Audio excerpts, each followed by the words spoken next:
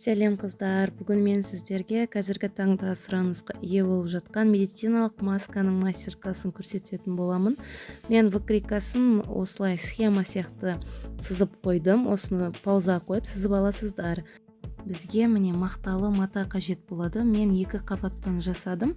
Сіз өз қалауыңыз бойынша 3-4 қабатқа дейін тіксеңіздер болады. Және де резинка керек болады. Бұл құлаққа ілу үшін қажет болады. Міне оң жақтарын бір-біріне беттестіріп, қазір выкрикамыз үстінен қойып пішіп аламыз.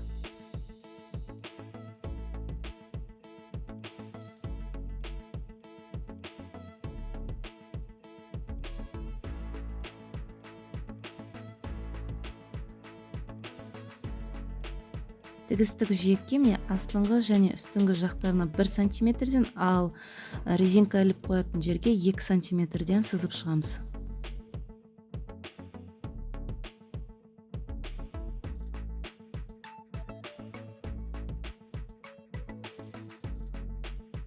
Мінекей пішіп алдық. Енді қазір мына выкрика қағазымызды алған кезде осылай 2 матамызды қозғалтпай біріктіріп аламыз.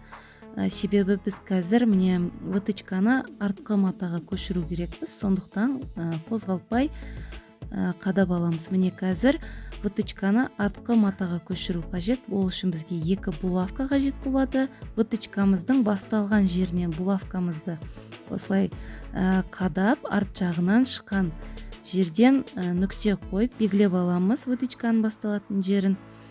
Және де инелеріміздің барлығын алып тастаймыз.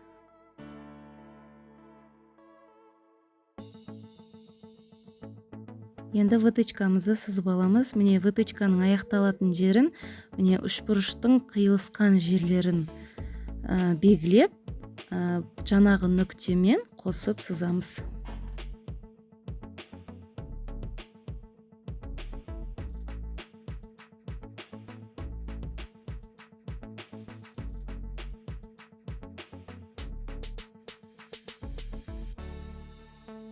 Вытычкамызды сызып алдық, енді тігеміз. Ең алдымен бізде қазір вытычкаларды тігіп шығамыз. Көріп тұрғандарыңыздай қазір міне сызықтарға қарап, артқы және алдыңғы сызықтары бір-біріне сәйкес келу керек, осылай көрсетілгендей. Осылай 4 вытычкамызды булавкамен қадап, немесе көктеп тігіп, сосын машинкамен тігіп шығамыз.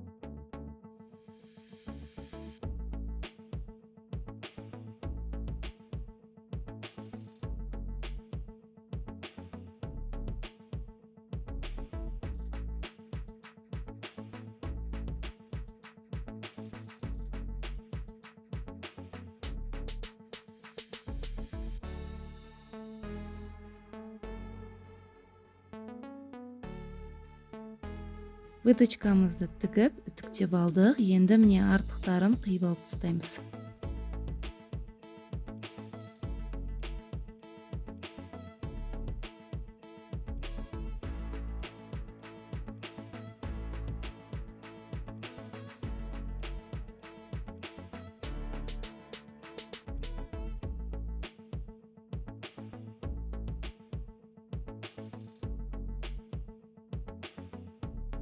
Енді қазір біз екі бөлшегімізді бір-бірімен сәйкестендіріп біріктіріп аламыз. Үстіңгі және астыңғы жақтарын ауыстырып алмай, үлкен вытычканы бір-бірімен, ал кішкентай вытычкаларды бір-бірімен сәйкестендіріп, булавкамен немесе көктеп біріктіріп аламыз.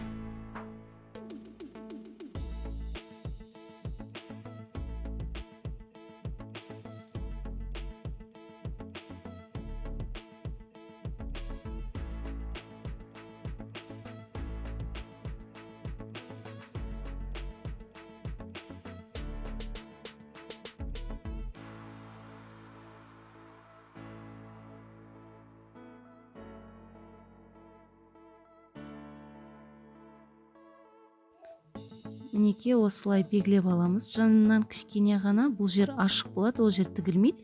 Ал қалған жерін айналдыра 1 сантиметрлік тігістік жиекпен тігіп шығамыз.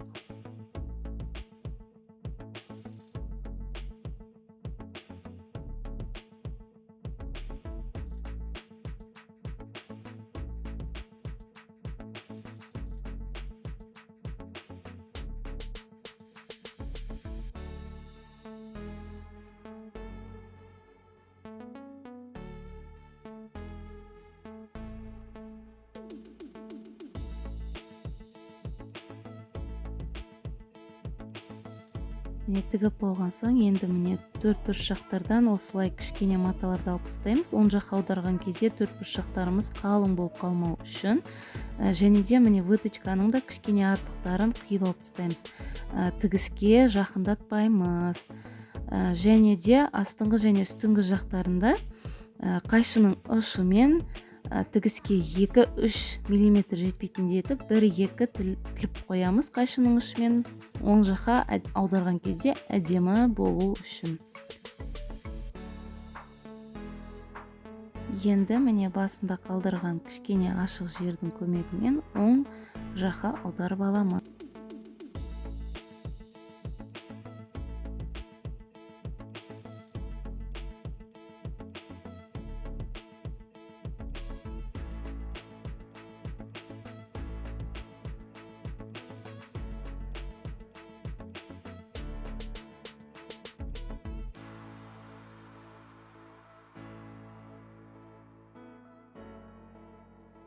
Мінекей қазір енді жақсылап үтіктеп және де ашық жерімізді тігіп аламыз.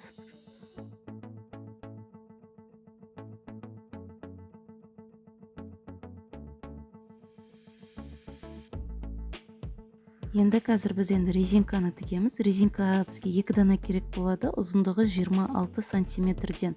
Осылай масканың жанына қойып, 1 сантиметрге қайырып тігіп аламыз. Тіккен кезде резинканы тігіп жібермейміз қосып.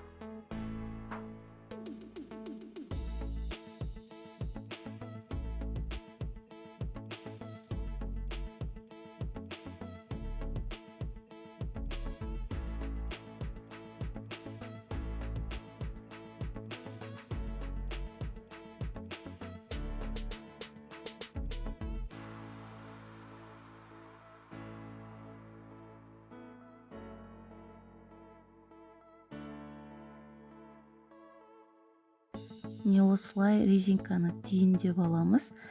Сосын түйінді осылай қайрылған жақтың ішіне кіргізіп жібереміз. Сонда көрінбейді, әдемі болып тұрады.